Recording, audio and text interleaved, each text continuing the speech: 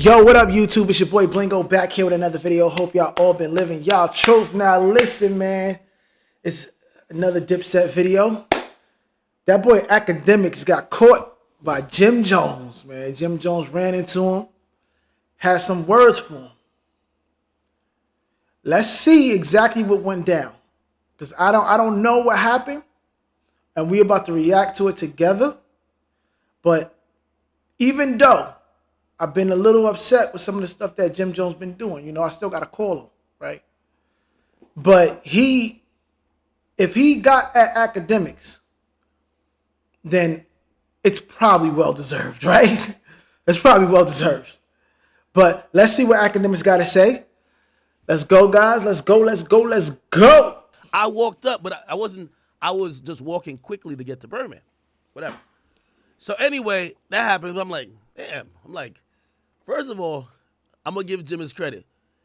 Jim was the oldest YN in the building, but he was on YN timing. I'm going to keep it a bean. I ain't no liar. Jim got to shake that, though.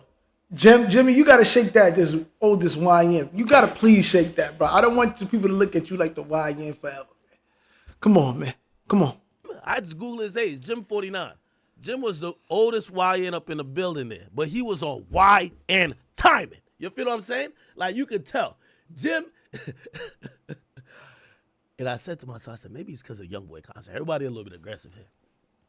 You know, all right, see, this is the thing about act, man. Don't act, don't play dumb.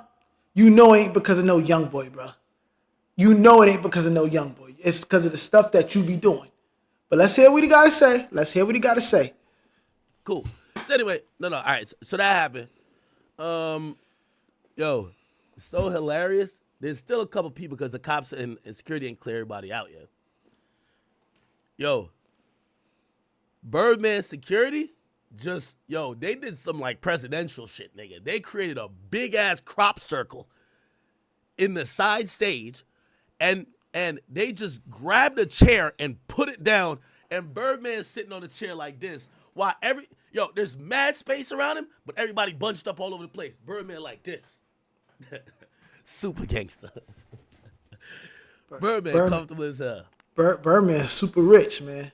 Birdman super rich. Anyway, so at this point, I see Jim. He a little bit over to the stage. Well, not to the stage, but he kind of like a little bit over to the side, where the side of the stage. So I'm like, again, I'm thinking he's cool, even though the walk up was a little crazy, right? But I was starting to think, I'm like, oh shit, he probably thought I was like walking up on him. So let me just have a regular conversation with him. So I go over. You think that Jimmy think that you walking up on him, bro?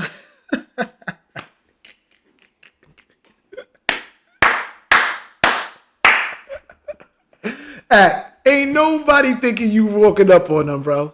Nobody's thinking that. So stop it. You know that. Come on. Nobody's looking at you as a threat like that. Like, come on. Come on, bro.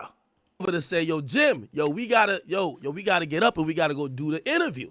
That's what I'm like, we gotta go do the interview. And I ain't gonna lie to you. I don't know if it's because Young Boy was on stage. Jim Jones turned to a YN on me. I swear. Jim Jones was like, yo, hold on, let me holler at you, man. Let me holler at you. And you know when the nigga just start to be a little bit more vigilant, I'm like, is he okay now?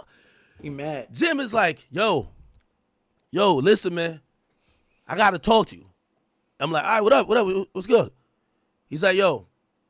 Now, he was taking a second to kind of get out his point, but this was his point. And I was trying to like do the whole quoting thing, but he kept asking questions like, yo, do y'all think the shit y'all do online is cool?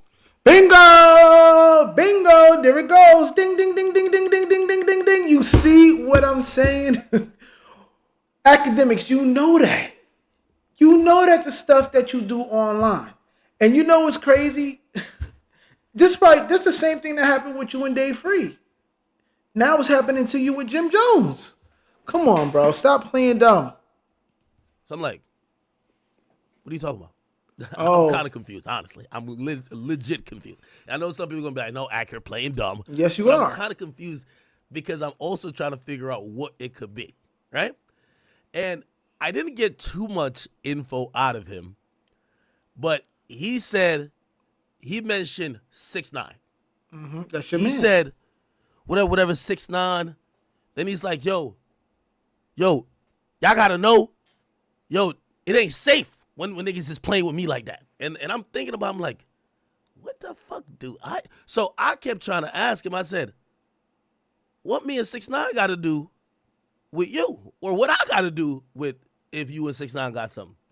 It's simple. It's simple. It's a very easy thing. Now, let me explain something here, right? Academics been doing this for a very long time, right? He's been doing this, his media thing, for a very long time.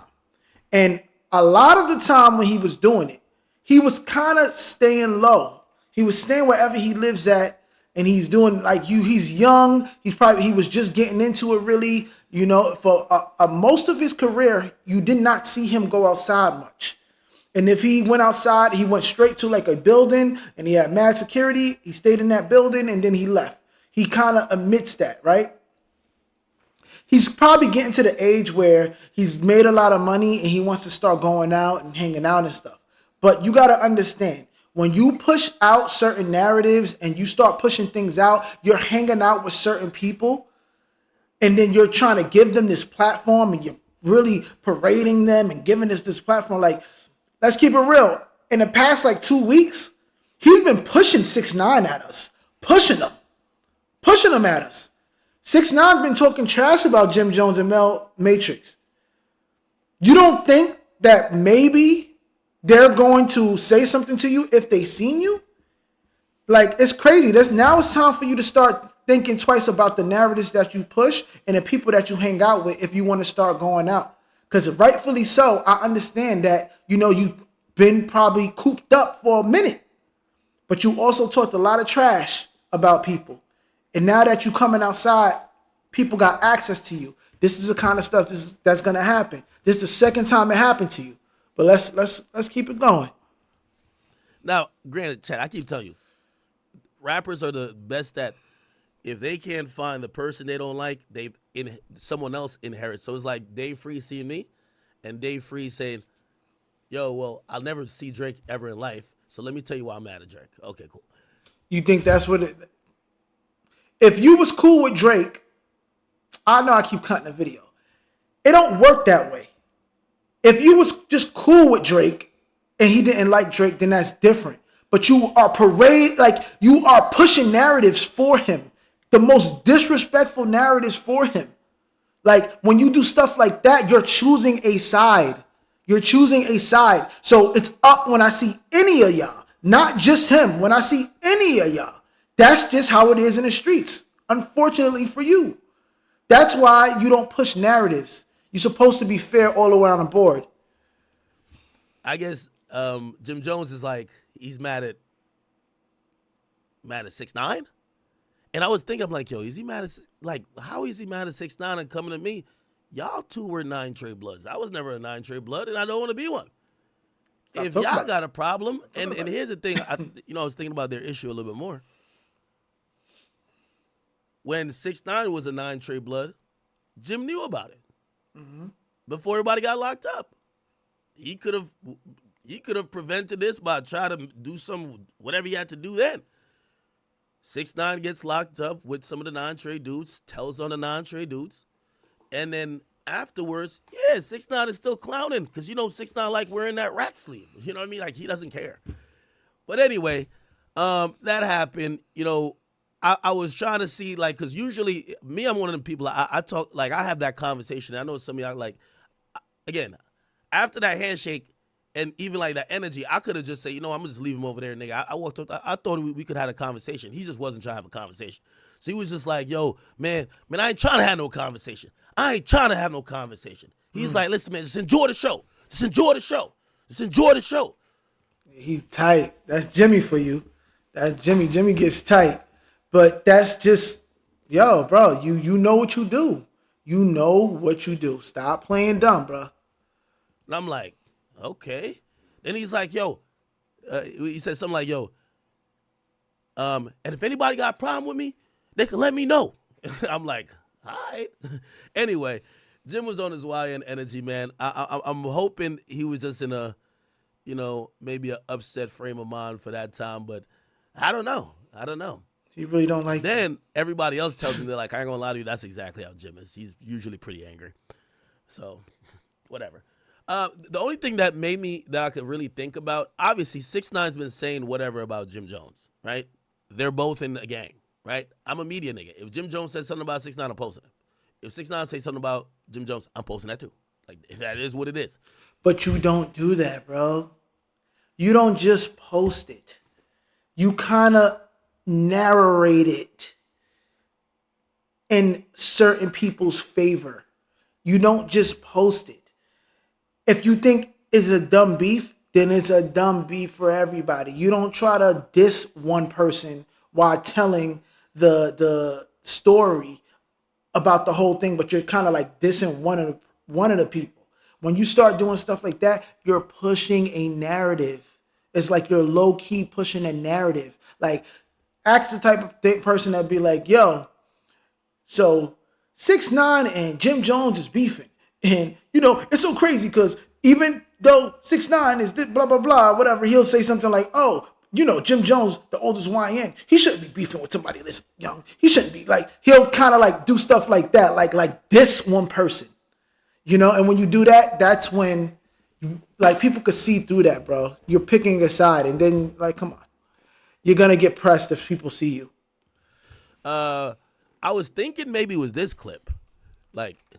Oh, you got clips. Okay. I was thinking it was this clip. I think we posted it. Let me see if I can find it. He thinks. I think it was the clip where 6ix9ine did the podcast with Charleston White and Steiny, and he talked about Mel Matrix, right? Because again, he wouldn't tell me exactly what it is, but I felt like it was over some 9 Trey Blood shit. That's what I'm saying. Jim Jones is still moving around like a YN, bro. Let me see. I don't know. I think I did post it though. Y'all know what clip I'm talking about? Basically, 6ix9ine is clowning, and he's like, "Yo," he's like, "Yo," he was like, "Yo, Mel Matrix got let out of jail, and Jim Jones picked him up from a train station or something like that." Let me see if I'll probably find it on Twitter. I thought we posted it. But if not, that's the only thing I could think of where, because I watch all 6ix9ine interviews. That's the only thing I could think about recently with Jim Jones and 6ix9ine. But I mean, I don't know, man. I don't really give a damn like that. 6ix9ine and Jim Jones. Here we go. We'll probably find a clip right here. Let's see. But I'm telling you, that nigga was heated. I didn't even know. I think this is it. 24 hours to respond. Time to show his bank account. One of the grandfathers of 9 Trey Blood just came home. Mel Murder. You seen that? Yeah, Jim Jones ran up on him all that, yeah. Where he ran up on him? Where did he run up on him? Where he was at? Harlem, wasn't he? Nope. At a train station. All New Yorkers, play this video back right here. Put it right here while I'm talking. A grandfather, a high-ranking blood member came home early because they gave him 11 years. He came home at 6. And the federal penitentiary explained that. But listen, put the video right here. Mel Murder came home. I got to think this is it, right? Because that has to be it. That has to be it. But let's touch on that for a minute. 6ix9ine. Why do you care? Why do you care? You had business with them people. You snitched on all of them. You got out of jail early. Why do you care now what they doing? Why do you care? It's just starting problems. You just want to start issues. Why do you care? You know what I mean? That's the thing. That's the problem. That is the problem. Let it go. Move on with your life. Move on. I'm thinking anything otherwise. I know somebody in a chat that has more time to research is probably gonna be like, you're playing stupid. I'm not playing stupid, my nigga. I'm really trying to, I know 6ix9ine's been saying stuff about him. I don't give a damn about Jim Jones. I really, you know what I mean? In the grand scheme of things, I'm covering NBA YoungBoy. There's the only time I cover Jim Jones was when he was clout chasing off Nas, right? But, when him and Cam go back and forth. because I think that's unfortunate, but I think it's entertaining. Other than that, I'm not covering Jim Jones every day, and usually I don't have an opinion about Jim Jones. You know what I mean? I find that hard to believe, but I got to do my own research. And he met him at a train station with no money, no chain. So I gotta think it's this. And I did talk to Wack about it, and Wack was like, "Yo, he mentioned me." I'm like, "Nah, he didn't mention you." But I know Wack has been saying a lot of stuff about Jim Jones. That's also your friend, Wack. Oh man, I forgot about Wack. That's also your friend, and Wack talk crazy about Jimmy. You talk crazy about Jimmy. So it's like, bro, you're just you're kind of guilty by association, unfortunately. You know, for you, you know, this is why you stay out of this stuff. Like, yo, Jim Jones fucking cooperated or whatever, or I think it's the wiretaps. But other than that, by the way, it's the first time I met Jim Jones, so I never met him before. Other than that, I can't remember anything. Well, he gave him a little ass chain. But this would kind of validate the reason, because these gang guys really take their gang politics shit serious, and this guy here is like the leader of like 9 Trey, right? So like he was the head guy. So if these guys are in, well, I don't know if he's in anymore, but 6ix9ine clowning him, I could see how Jim would get upset. You feel me? Like 2 days later, he met him at a train station. He made him take the Metro North for all my New Yorkers. He put him, give me a train at outside Penn Station. He met him, he didn't even pick him up at the prison. He picked him up at a train. He made him take a train with that big garbage bag. I ain't gonna lie, it do look a little crazy walking with that big garbage bag like that. But you know, I was reading like comments and stuff about that video right there, and somebody had said something like when he first got out of jail, he wanted to take the train. You know, he wanted to take the train and just kind of like be normal. He didn't want like this big, you know, extravagant thing after doing time like that, you know, and get your thoughts together and all that type of stuff, like to let it settle in, you know, because sometimes when traumatic things like that happen and then you just get like this big extravagant thing after, you kind of lose the moment in a way. Like you kind of forget what's happening here. It doesn't settle in, because all the boom boom, the greatness of this beautiful stuff kind of like messes up the process, you know. It like speeds through the process. You got to go through it. Like, so if I think that was a good like comment, you know, I think that was a good comment, and I think it could be that, you know, you ease your way in. Don't get picked up in no big expensive car and this and that, you know. When you real and you take your time, your homies pick you up. They make you take the train with your bag like this. Look. Once this interview come out, Mel Murder got 24 hours to respond. Time to show his bank account. I don't want to see cash that niggas give him, but like, yo, post it so he can look dumb. Show your bank account. Show the money you got in your bank for being a real nigga, not telling. I want to see your bank account. I want to see 24 hours within this interview come out, because everybody gonna send it to you. I want to see your bank account with some cash in it. Your reward. Don't show me cash like this, like that niggas gave you. Like, I give it back after the video's done. There's no reward. Anyway, so I gotta. I mean, you don't know. 6ix9ine don't know, and he shouldn't care. You know, he just really shouldn't care. I don't get why he cares so much. You did you did the dirt already. You did the deed that you wanted to do by getting into business with them, getting into trouble with them, then telling on everybody. You got out. You got out. You were able to make more money. These people wasn't as fortunate to do that. So just let it go, you know? I think it's this video, right? Because I don't think he's been talking about it recently, or it might just be overall that 6ix9ine told. It's both. Now, again, and I know I'm trying to I'm trying to battle the people who are going to be in the comments like, Accurate playing dumb. You are. Yeah, no, I'm pretty sure it's not what I've done. It's like, nigga, that's your man, 6ix9ine. And you post this shit, and nigga, we don't fuck with that nigga. It's not that. I don't think the it's just only thing, that I guess my response to Jim is, listen, there's a couple things. In that moment, I could see why Jim's career is where it is. If that's the approach you take with niggas, like that super tough, like that felt like some 90s shit, right? Like some, I'm like super gangster, right? I could see why in moments like that, people have those interactions with you and they're like, I'm good off you. Because in reality, if you're not a hot musician, niggas don't got to deal with you. That's the reality, right? Then number two, like I remember watching him and Cam, and I was Yeah, but he's only gonna be like that with people that he don't like anyway. So unless he's trying to say like he could be with people that he do like, you know, he's dealing with certain artists that he's working with or whatever, and then he sees another artist that he don't like and he go approach them and you know, with the gangster stuff, then and he's saying that maybe the artist that he's working with want to be like, you know what, this guy got too much problems. I'm gonna walk away from him right now.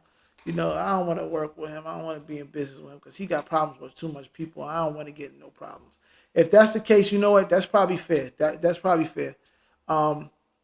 Jimmy does seem a little hot-headed at times. You know, he does. It was like, I felt like I was understanding both points, but Cam, to me, was just kind of like winning that discussion by a long shot. And what kind of made me, like that interaction made me realize, I'm like, I don't think Jim kind of understand the internet. There's a couple type of niggas that I feel don't understand the internet. And maybe it's because they're caught up in their own image or whatever, or maybe they just, but they're all on the internet. Like Meek. I don't think Meek understands the internet. Like, I don't think, like I always go back to that time when I'm like, they're telling me that they can't understand why niggas would be laughing at them during the Drake beef. And I'm like, bro, it's the internet. Mm-hmm. Like, they're going to, like, there's a bad day for everybody and everybody going to get on you. That's how it is. And that's fair. That's fair. That's a good thing. I don't think it really applies to Jim Jones like that, but that is a fair thing. Like, the internet is the internet, bro. You can't really beat it. You could play into it, which I think people should do. Play into it more instead of taking it so personal, you know, but yes, you know, it's the internet. You can't, and some people don't understand that. Some people really don't. They really get mad. They act like they're going to curse them out. They get mad. You can't get mad like that on the internet, bro. It's the internet.